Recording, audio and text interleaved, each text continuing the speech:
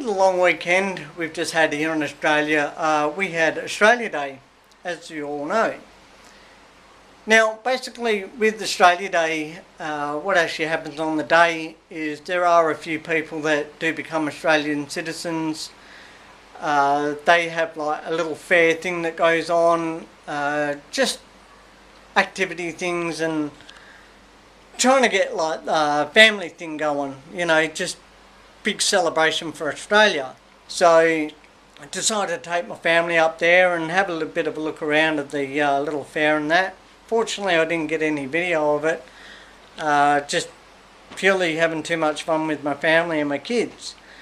But I did however take some video of some fireworks they had at the end of the night. So I thought I'd chuck it up and show you guys and enjoy it as well.